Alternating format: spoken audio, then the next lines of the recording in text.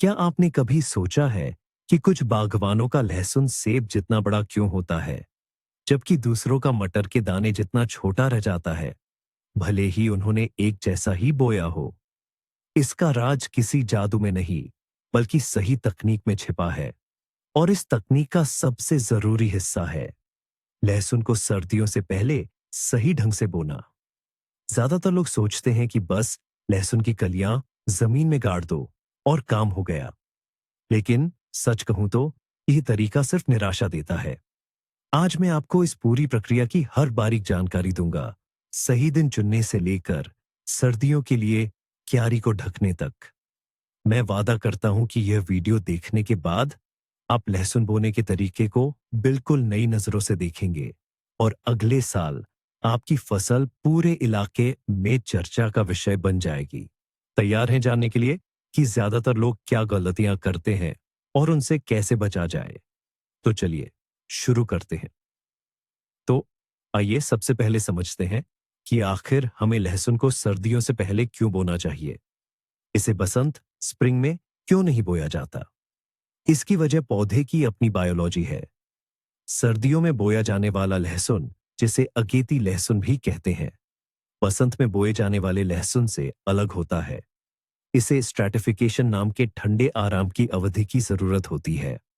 आसान भाषा में कहें तो इसे ठीक से जमना जरूरी है। जमीन के अंदर सर्दियों में रहने से ही लहसुन की कलियों में एक ऐसा प्रोग्राम शुरू होता है जो उन्हें बड़ी, मजबूत और बहुत सारी कलियों वाली गांठ बल्ब बनाने के लिए प्रेरित करता है। अगर आप इसे बसंत में बोएंगे तो यह असर नहीं होगा। पतझड़ में बोया गया लहसुन बसंत की पहली धूप के साथ जागता है और तब तक उसकी जड़ें अच्छी तरह से विकसित हो चुकी होती हैं। वह बसंत की नमी का पूरा इस्तेमाल करता है, तेजी से बढ़ता है और गर्मियों की तेज धूप आने से पहले ही वह विशाल गांठ बना लेता है, जिसका सपना हर कोई देखता है। तो सर्दियों से पहले की बुआई सिर्फ कोई शौकत नहीं है, बल्कि भरपूर फसल पाने का एक वैज्ञानिक और सिद्ध तरीका है। तो सबसे पहला और शायद सबसे जरूरी सीक्रेट सही समय पर बुआई करना है। 90% नए बागबान यहीं पर चूक जाते हैं। वे या तो बहुत ज्यादा जल्दी करते हैं या फिर पाला पड़ने तक देरी करते रहते हैं। सुनहरा नियम याद रखें, लहसुन को हमेशा कड़ाके की ठंड शुरू होने से लगभग 3 से 4 हफ्ते पहले लगा देना चाहिए। ऐसा क्यों? इसका जवाब बहुत सीधा है। इस समय में लहसुन की कलियों को जड़ पकड़ने का पूरा मौका मिल जाता है। यानी वो जड़ों की अच्छी दाढ़ी, यानी मजबूत जड़ प्रणाली बना लेती है। लेकिन किसी भी हालत में उन्हें अंकुरित होकर हरी पत्तियां बाहर नहीं निकालनी चाहिए। अगर आप इसे बहुत जल्दी यानी गर्म मौसम में लगा देते हैं तो ये बढ़ना शुरू कर देगा। पहली कड़ाके की ठंड पड़ते ही इसकी कोमल हरी पत्तियां झलकर मर जाएंगी, जिससे पौधा कमजोर हो जाएगा। और अगर आप देर करते हैं तो कली को जड़ पकड़ने का समय ही नहीं मिलेगा। वह या तो जमकर नष्ट हो जाएगी या ठंडी मिट्टी में सड़ जाएगी। इसलिए कैलेंडर की खास तारीखों को भूल जाइए और सितंबर के अंत से ही लंबे समय के लिए मौसम के पूर्वानुमान पर नजर रखना शुरू कर दीजिए। आइए हम 15 अक्टूबर, जिसे पोक्रव भी कहते हैं, की बुवाई से जुड़े एक पॉपुलर मिथक को दूर करते हैं। आज भी बहुत से लोग इस तारीख को अटल सत्य मानते हैं और पूरी श्रद्धा से इसका पालन करते हैं। लेकिन जलवायु बदल रही है। जो तरीका हमारी दादी नानी के समय कामयाब था, वह आज आपकी फसल को बर्बाद कर सकता है। मॉस्को के पास का पोखरव और दक्षिण रूस का पोखरव, ये दोनों मौसम के हिसाब से बिल्कुल अलग है। आपका एकमात्र सही मार्गदर्शक सिर्फ मिट्टी और हवा का तापमान है। आदर्श समय तब होता है जब औसत दैनिक हवा का तापमान लगातार 5 से 7 डिग्री सेल्सियस के आसपास बना रहे और बुवाई की गहराई पर मिट्टी का तापमान 10 डिग्री सेल्सियस तक गिर चुका हो। यह समझने के लिए आपको हर समय थर्मामीटर लेकर दौड़ने की जरूरत नहीं है। बस प्रकृति को देखें और मौसम के पूर्वानुमान पर नजर रखें। जैसे ही रात का तापमान नियमित रूप से 0 या थोड़े माइनस में जाने लगे और दिन में यह 10-12 डिग्री से ऊपर न उठे, समझ लीजिए कि आपका समय आ गया है। ये इस बात का साफ संकेत है कि कड़ाके की ठंड और असली पाला शुरू होने से पहले आपके पास बुवाई के लिए सही मायने में यही 3 से 4 हफ्ते बचे हैं। तो अब बात करते हैं कि हमें कौन सी किस्म लगानी चाहिए। हर तरह का लहसुन सर्दी से पहले की बुवाई यानी उपशीत बुवाई के लिए सही नहीं होता। लहसुन की दो मुख्य किस्में होती हैं, शीतकालीन ओजिमी और वसंतकालीन यारोबोय। ये दोनों पूरी तरह से अलग पौधे हैं। वसंतकालीन लहसुन को बसंत में लगाया जाता है। यह ठंड बर्दाश्त नहीं कर पाता और इसमें छोटी कलियां होती है जिनमें बहुत सारी छोटी फांकें होती हैं। हमें तो शीतकालीन लहसुन ही चाहिए। इसे कैसे पहचाने? ये बहुत आसान है। लहसुन की गांठ, हेड को ध्यान से देखें। शीतकालीन लहसुन के बीच में हमेशा एक कठोर डंठल, ठोस तना होता है, जो कि उसकी फूल वाली टहनी का अवशेष है। इसकी फांकें पड्ढी होती हैं और इस डंठल के चारों ओर केवल एक कतार में व्यवस्थित होती है। जबकि वसंतकालीन लहसुन केंद्र में नरम होता है और उसकी छोटी पांकें कई कतारों में बेतरतीब ढंग से लगी होती है। शीतकालीन किस्मों में भी कुछ किस्में बहुत आगे हैं, जैसे ल्यूबाशा या दुब्रीनिया जैसी किस्में अपनी विशाल गांठों और लंबे समय तक सुरक्षित रहने की क्षमता के लिए मशहूर है। पोदमुस्कोवनी किस्म मध्यम क्षेत्रों के लिए एकदम सही है, क्योंकि यह पाले को बहुत अच्छी तरह झेल लेता है। ऐसी किस्में चुनें जो आपके क्षेत्र के अनुकूल हों, यानी वो जो आपके विशिष्ट जलवायु में अच्छी तरह पनपती हों। विदेशी या अनोखी किस्मों के पीछे न भागे, बल्कि आजमाई हुई और पुरानी क्लासिक किस्मों पर भरोसा करें। सही किस्म चुनने के बाद अब बारी आती है अगले महत्वपूर्ण चरण की, रोपण के लिए बीज सामग्री तैयार करने की। रोपण के लिए बाजार या ग्रोसरी स्टोर से खरीदा गया लहसुन बिल्कुल इस्तेमाल न करें। इसकी पूरी संभावना है कि इसे ऐसे रसायनों से उपचारित किया गया हो जो अंकुरण को रोकते हैं। इस तरह आप बस अंकुर फूटने का इंतजार ही करते रह जाएंगे और कुछ नहीं मिलेगा। लहसुन या तो अपनी पिछली फसल से लें या किसी भरोसेमंद बागबान या किसान से खरीदें।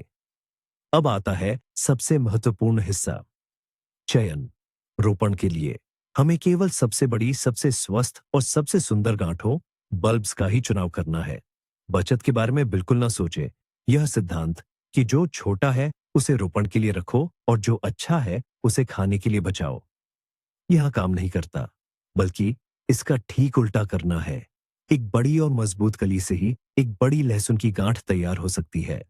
लहसुन की गांठों को रोपण से ठीक पहले ही कलियों में अलग करें। पहले से अलग करके न रखें, वरना वे सूख सकते हैं। अब हर एक कली की ध्यान से जांच करें। कली मजबूत, बिना किसी दाग, गड्ढे या सड्डन के निशानों की होनी चाहिए। उसका जड़ का आधार, जहां से जड्ढी निकलती है, वह हिस्सा भी एकदम स्वस्थ और साबुत होना चाहिए। किसी भी क्षतिग्रस्त या छोटी कली को बिना किसी संकोच के तुरंत बाहर निकाल दें। जब हमने एकदम सही फांकों को चुन लिया है, तो अब उन्हें बचाना बहुत जरूरी है। जरा सोचिए, उन्हें कई महीने ठंडी और गीली मिट्टी में बिताने हैं, जहां ढेर सारे फफूंद और बैक्टीरिया मौजूद होते हैं। हमारा काम है इन्हें कीटाणु मुक्त करना। यह ठीक वैसा ही है जैसे लंबी सर्दी से पहले टीकाकरण किया जाता है। इसके लिए कई आजमाए हुए तरीके मौजूद हैं। सबसे आसान और घरेलू तरीका है कि आप फांकों को 20 से 30 मिनट के लिए मैग्नीज यानी पोटेशियम परमैंगनेट के हल्के गुलाबी घोल में भिगो दें। दूसरा बेहतरीन विकल्प है नमक का घोल। 1 लीटर पानी में एक बड़ा चम्मच सादा नमक घोलिए और फांकों को इस घोल में 2 घंटे के लिए रखिए। नमक सिर्फ कीटाणु मुक्त ही नहीं करता, बल्कि उनकी सर्दी झेलने की क्षमता भी बढ़ाता है। अगर आप इस काम को पेशेवर तरीके से करना चाहते हैं, तो आप विशेष जैविक उत्पादों का उपयोग कर सकते हैं, जैसे कि फाइटोस्पोरिन एम। इसे निर्देशानुसार घोलिए और बीजने वाली सामग्री को इसमें भिगो दीजिए। इनमें से किसी भी प्रक्रिया के बाद आपको फांकों को छाया में एक परत में फैलाकर हल्का सुखाना होगा। इन्हें गीला मत रोपिए, वरना साड़न शुरू हो सकती है। तो हमारा भविष्य का यह विशाल लहसुन आखिर कहाँ लगेगा? बेड क्यारी के लिए जगह चुनना भी सफलता की एक और महत्वपूर्ण नींव है। लहसुन एक ऐसा पौधा है जिसे धूप बहुत पसंद है।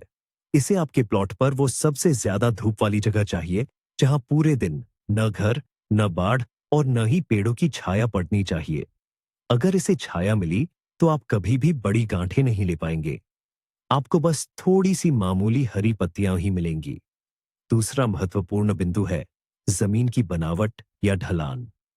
आपकी क्यारी किसी भी हाल में निचली सतह पर नहीं होनी चाहिए, जहां बसंत में या बारिश के बाद पानी इकट्ठा हो जाता हो।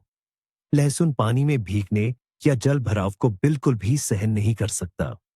अगर पानी जड़ों के पास रुका रहेगा तो वे सड़ना शुरू हो जाएंगी और आपका पौधा मर जाएगा। इसके लिए आदर्श स्थान एक समतल, अच्छी रोशनी वाला प्लॉट है या फिर कोई छोटी सी ऊंची जगह।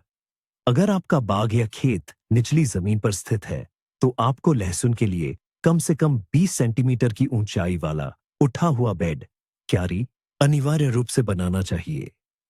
यह तरीका इसे बसंत ऋतु के बाढ़ के पानी से बचाएगा और जड़ों तक हवा का अच्छा संचार सुनिश्चित करेगा।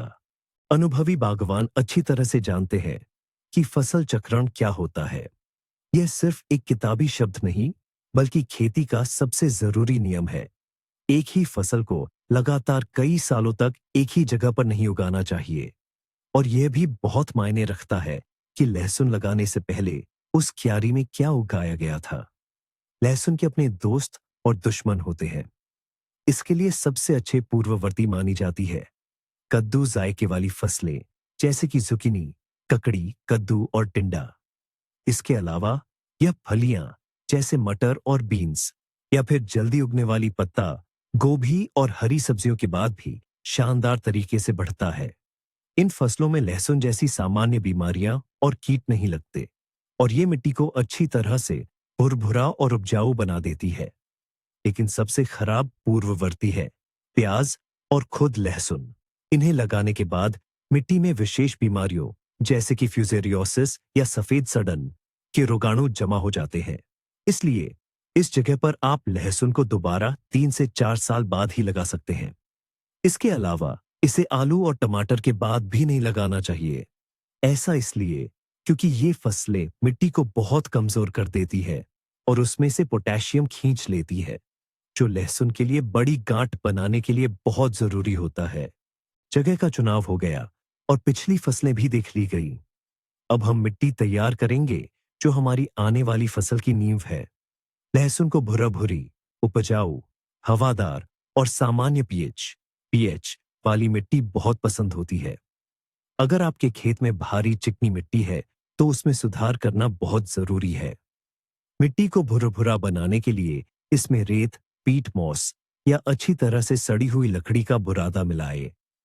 इसके विपरीत अगर मिट्टी बहुत ज्यादा रेतीली और कम उपजाऊ है तो उसे पोषक तत्वों से भरपूर और नमी बनाए रखने वाली बनाने के लिए उसमें कंपोस्ट या अच्छी तरह से सड़ी हुई गोबर की खाद डालें।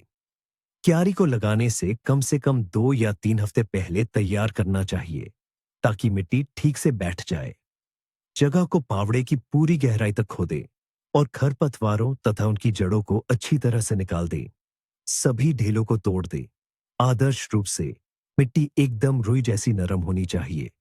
इससे लहसुन की जड़ें आसानी से फैल सकेंगी और मिट्टी में सांस ले पाएंगी, जिसका सीधा असर भविष्य में बनने वाले लहसुन के कंधों के आकार पर पड़ेगा। इस चरण में आलस न करें, क्योंकि आप पूरे अगले सीजन के लिए नींव रख रहे हैं। मिट्टी को सिर्फ खोदना काफी नहीं है, हमें इसे अच्छी तरह से पोषित करना होगा। पथदीएच में सही खाद डालना ही वसंत में लहसुन की जोरदार शुरुआत की गारंटी है। लेकिन यहाँ एक बहुत जरूरी बात है जहां ज्यादातर लोग गलती करते हैं। पथदीएच में लहसुन के लिए नाइट्रोजन सख्त मना है। यूरिया, अमोनियम नाइट्रेट या ताजा गोबर की खाद जैसे नाइट्रोजन युक्त उर्वरक हरी पत्तियां उगाने को बढ़ावा देते हैं। अगर आप इन्हें अभी यानी पथज डॉडज में डाल देंगे तो लहसुन समय से पहले अंकुरित हो सकता है और पाले, फ्रॉस्ट के कारण नष्ट हो जाएगा। याद रखें, नाइट्रोजन हम केवल वसंत में डालेंगे। अभी यानी पथज एच में हमारे पौधे को फास्फोरस और पोटाश चाहिए। फास्फोरस मजबूत जड़ैच प्रणाली, रूट सिस्टम बनाने में मदद करता है और पोटाश ठंड सहने की क्षमता और बीमारियों से लड़ने की ताकत बढ़ाता है। लहसुन की क्यारी के लिए आदर्श पत्सदाज का मिक्सचर यह है: 1 वर्ग मीटर के लिए 1 बाल्टी अच्छी तरह से सड़ही हुई कंपोस्ट या पुरानी गोबर की खाद, 1 गिलास लग-दही की राख और 1 बड़ा चम्मच सुपरफॉस्फेट। यह सब मिट्टी की खुदाई से पहले सतह पर एक समान रूप से बिखेर दें। और फिर दोहराता हूं, ताजी या कच्ची गोबर की खाद बिल्कुल नहीं। एक बार जब मिट्टी की जुताई हो जाए और खाद पड़ जाए, तो अब हम क्यारी बनाने का काम शुरू करते हैं। लहसुन को कभी भी सपाट जमीन पर नहीं लगाना चाहिए। क्यारी को हमेशा थोड़ा ऊपर उठा हुआ मेढ़ जैसा बनाना बेहतर होता है, भले ही आपकी जगह नीची जमीन न हो। इससे बसंत वसंत के मौसम में मिट्टी जल्दी गर्म होती है। क्यारी की आदर्श चौड़ाई लगभग 1 मीटर रखनी चाहिए। इससे आपको जमीन पर पैर रखे बिना भी उसकी देखभाल करना आसान हो जाता है। क्यारी बनाने के बाद उसकी सतह को रेक या कंघी की मदद से अच्छी तरह समतल कर लेना जरूरी है। अब हम रोपण के लिए नालियाओं या कुंड बनाते हैं। इन्हें फावड़े के हत्थे, डंडे या किसी सीधी पटरी की मदद से आसानी से बनाया जा सकता है। ये नालियां सीधी और सही गहराई की होनी चाहिए, लेकिन गहराई पर हम अलग से बात करेंगे, क्योंकि यह अपने आप में एक पूरा राज है। नालियां तैयार करने के बाद मिट्टी को अतिरिक्त रूप से संक्रमण रहित, जर्म फ्री किया जा सकता है। इसके लिए उनमें कॉपर सल्फेट यानी नीला थोथा के घोल 1 बड़ा चम्मच 10 लीटर पानी में या हमारे परिचित फाइटोस्पोरिन से सिंचाई करें। ये रोगाणुओं पैथोजेंस के खिलाफ एक अतिरिक्त सुरक्षा कवच बनाता है।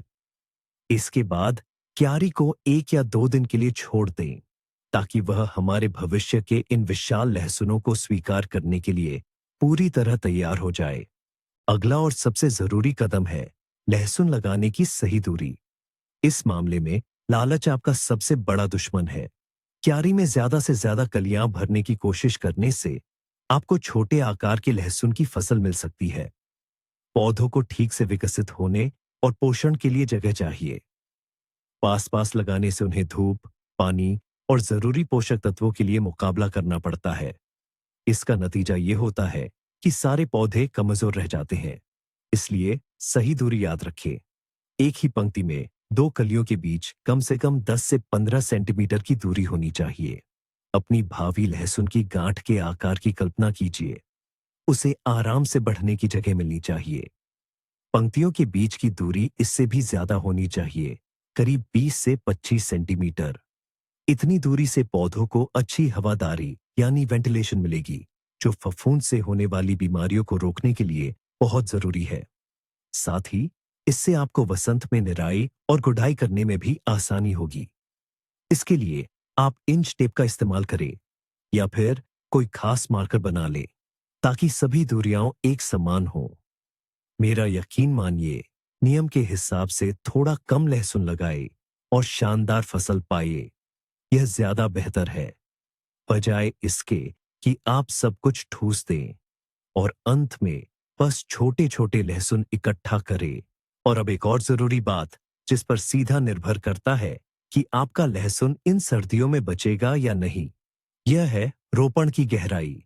इसके लिए एक बहुत ही सीधा मगर शानदार 3 ऊंचाइयों का नियम, रूल ऑफ 3 हाइट्स है। नियम कहता है, आपको लहसुन की कली को उसकी अपनी ऊंचाई से 3 गुना ज्यादा गहराई पर लगाना चाहिए। मान लीजिए आपने एक कली ली और उसकी ऊंचाई मापी, उदाहरण के लिए वह 2 सेंटीमीटर है, तो इसका मतलब है कि आपको उसे 6 सेंटीमीटर की गहराई पर लगाना होगा। ध्यान रहे, यह दूरी कली के निचले सिरे, बेस से लेकर मिट्टी की सतह तक मापी जाती है। अब सवाल यह है कि यह इतना महत्वपूर्ण क्यों है?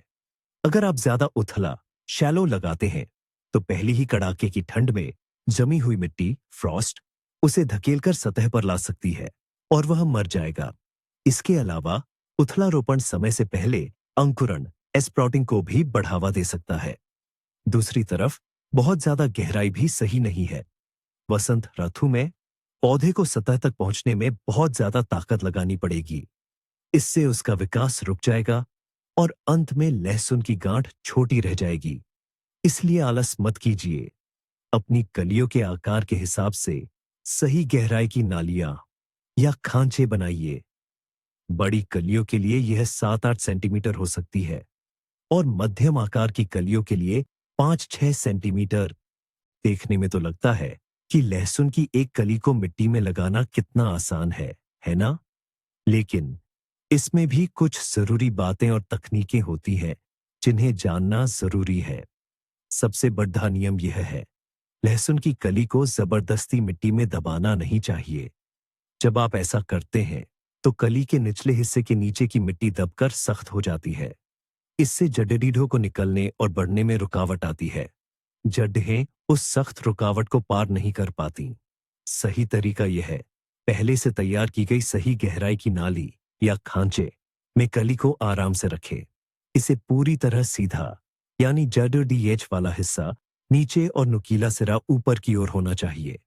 अगर आप इसे टेढ़ा या उल्टा लगा देते हैं तो अंकुर सूरज तक तो पहुंच जाएगा, लेकिन ऐसा करने में पौधे की बहुत ज्यादा ऊर्जा खर्च हो जाएगी। इससे पौधा कमजोर हो सकता है।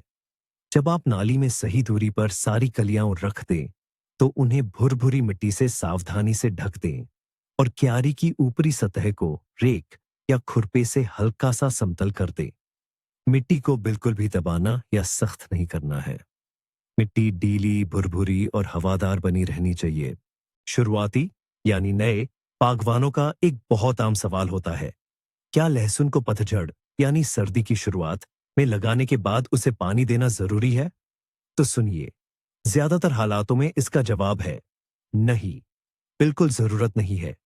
आइए इस गलत धारणा को दूर करते हैं।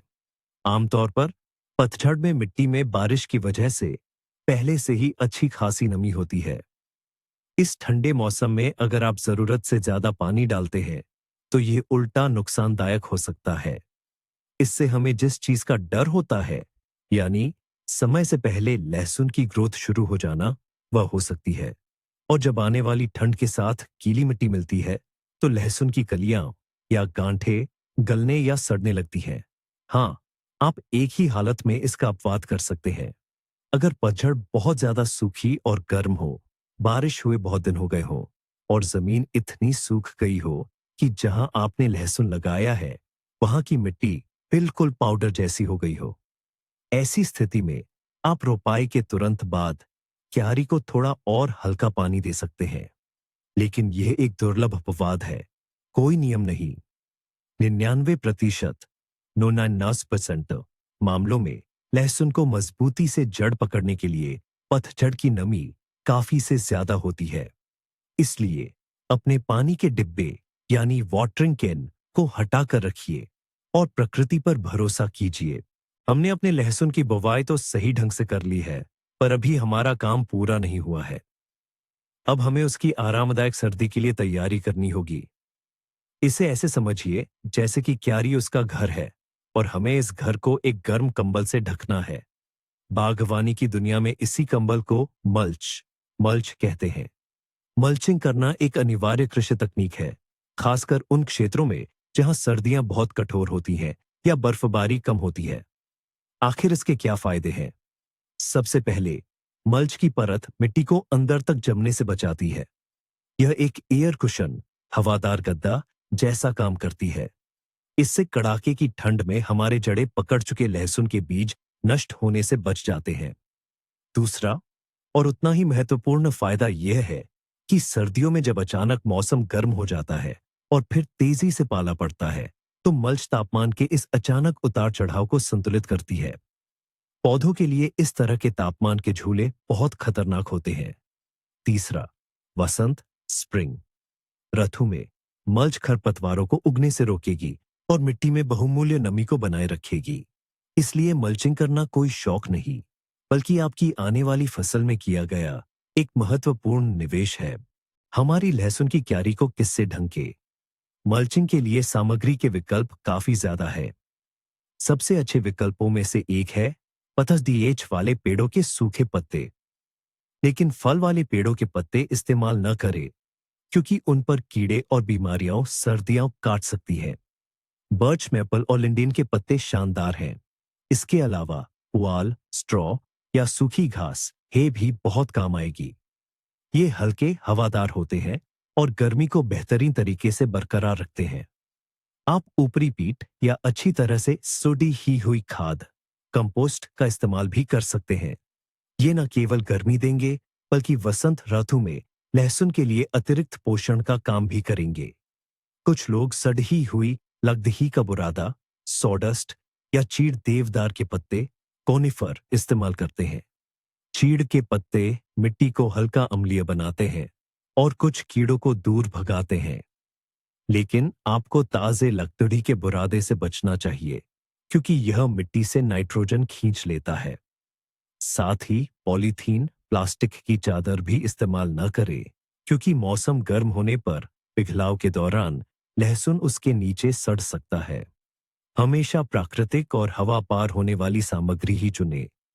और एक जरूरी बात, क्यारी पर मल्चिंग रोपाई के तुरंत बाद नहीं करनी चाहिए, बल्कि जब पहली हल्की ठंड पड़नी शुरू हो जाए और मिट्टी की ऊपरी परत थोड़ी जम जाए, उसके बाद ही मल्चिंग करें। हमने मल्च के लिए सामग्री तो चुन ली है, लेकिन इस रक्षात्मक परत की मोटाई कितनी होनी चाहिए?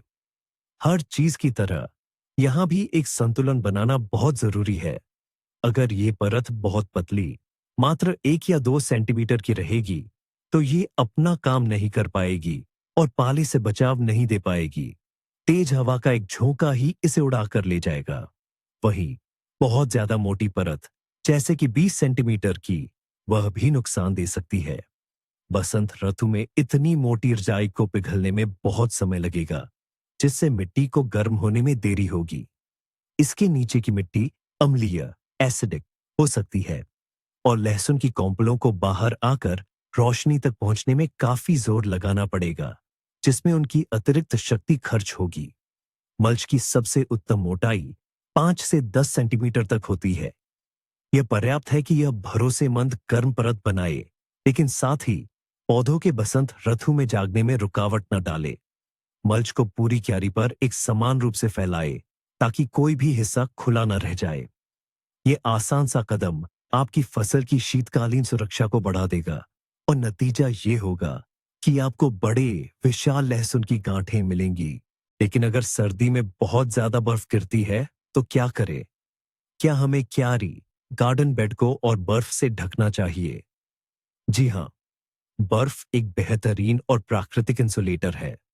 ये पाले से बचाने का सबसे अच्छा तरीका है।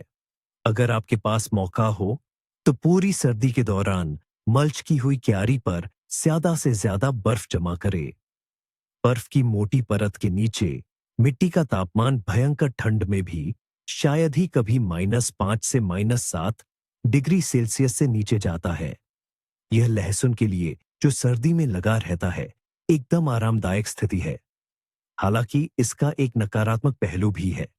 बसंत में जब बर्फ पिघलना शुरू होती है तो क्यारी पर बर्फ की एक सख्त परत यानी पपड़ी जम सकती है। यह पपड़ी बहुत खतरनाक होती है क्योंकि यह हवा को अंदर नहीं जाने देती और इसके नीचे का लहसुन दम घुटने से मर सकता है। इसीलिए जैसे ही बसंत की गर्माहट शुरू हो, इस बर्फीली परत को रेक रेक की मदद से सावधानी पूर्वक तोड़ना जरूरी है ताकि मिट्टी को हवा मिल सके। अपनी क्यारी पर केवल पतझड़, शरद ऋतु में ही नहीं, बल्कि सर्दी और बसंत की शुरुआत में भी जरूर नजर रखें। अक्सर बागबान यह सवाल पूछते हैं, क्या सर्दियों के लिए लहसुन के हवाई तनों, एयर शूट्स से निकलने वाली छोटी गोल कलियाओं, सिंगल क्लोव्स लगाई जा सकती हैं? जवाब है, न केवल लगा सकते हैं, बल्कि लगाना चाहिए। ये आपके रोपण सामग्री, बीज को फिर से तरोताजा करने और बीमारियों से बचाने का एक शानदार तरीका है। दरअसल जब हम हर साल केवल कलियों, पूरी गांठ के हिस्सों का इस्तेमाल करते हैं, तो लहसुन में धीरे धीरे बीमारियां जमा होने लगती हैं। बल्बिल से खेती करने पर हमें वायरस मुक्त, बिल्कुल शुद्ध पहली पीढ़ी मिलती है। पतझड़ में इन एकल कलियों को लगाने की तकनीक सामान्य लहसुन की कलियां लगाने से ज्यादा अलग नहीं है। इन्हें भी उसी गहराई पर और उसी योजना, पैटर्न के अनुसार लगाया जाता है। फर्क सिर्फ इतना है कि अगले साल इनसे पूरी गांठ, हेड नहीं बनेगी, बल्कि दोबारा एक बड़ी एकल कली बनेगी जो एक अच्छे अखरोट के साइज की होगी। और फिर इसी बड़ी एकल कली को अगली पतझड़ में लगाने के बाद आप शानदार, विशाल और सेहतमंद लहसुन की गांठों, एलीट फसल के लिए इस्तेमाल कर सकते हैं। और बसंत आ गया है। अब आगे क्या? हमारे सर्दियों के कंबल यानी मल्च मल्च को कब हटाना चाहिए? यहां भी सही समय पकड़ना बहुत जरूरी है। अगर मल्च को बहुत जल्दी हटा दिया जाए, जब अभी भी तेज पाला, फ्रॉस्ट पड़ने की संभावना हो, तो नाजुक नए अंकुर खराब हो सकते हैं। और अगर हम इसे हटाने में देरी करते हैं, तो जैसा कि हम पहले भी बात कर चुके हैं, मल्च के नीचे की मिट्टी धीरे धीरे गर्म होगी और इससे पौधों का विकास धीमा पड़ जाएगा। इसका सबसे अच्छा संकेत तब मिलता है जब सारी बर्फ पूरी तरह पिघल चुकी हो, जमीन गल थौ चुकी हो और लहसुन के पहले हरे सिरे दिखाई देने लगे। इस समय ध्यान से बिना अंकुरों को नुकसान पहुंचाए मल्च को क्यारी से हटा दें। इसे ज्यादा दूर मत फेंकिए, यह अभी भी काम आएगी। क्यारी को साफ करने के बाद आपको पहली और बहुत जरूरी प्रक्रिया करनी होगी, जिसे मिट्टी को पोल करना या घुड़ाई, एरेशन कहते हैं। धीरे धीरे, ज्यादा गहराई में न जाकर एक छोटे कुदाल या खुरपी से पंक्तियों के बीच की जगह में गुड़ाई करें। इससे मिट्टी की ऊपरी कठोर परत टूट जाएगी, जड़ों को हवा मिलेगी और नमी भी बनी रहेगी। गर्मियों में शानदार फसल पाने के लिए यह पहला और सबसे अहम कदम है। तो आइए अब हम निष्कर्ष निकालते हैं। विशाल लहसुन उगाने का रहस्य कोई एक जादुई गोली नहीं है, बल्कि यह कुछ आसान पर बहुत जरूरी कदमों का एक पूरा समूह है। इसकी शुरुआत रोपाई के सही समय से होती है, जो कैलेंडर से नहीं बल्कि मौसम पर निर्भर करता है। फिर बेहतर रोपाई सामग्री का सख्त चयन और उसका अनिवार्य निर्जर्वीकरण, ट्रीटमेंट किया जाता है। हमें धूप वाली जगह और सही पूर्ववर्ती फसलों, पिछली फसलों का चयन भी याद रखना है। मिट्टी को भुरभुरी और पोषक बनाना बहुत जरूरी है। इसके लिए हम पतझड़ में केवल फास्फोरस और पोटेशियम डालते हैं और किसी भी कीमत पर नाइट्रोजन बिल्कुल नहीं। लहसुन की कलियों को 3 गुना ऊंचाई की सही गहराई पर लगाते हैं, लेकिन उन्हें दबाते नहीं है। और आखिर में हम सर्दी के लिए क्यारी को मल्च की गर्म चादर से ढक देते हैं। आप देख सकते हैं, इसमें कोई जादू नहीं है, केवल कृषि तकनीक और छोटी छोटी बातों पर ध्यान देना है। इनमें से हर एक कदम उस जंजीर की एक कड़ी है जो आपको ऐसी फसल देगी जो बड़े बड़े अनुभवी पड़ोसियों को भी हैरान कर देगी। इस वीडियो को अंत तक देखने के लिए आपका बहुत बहुत धन्यवाद।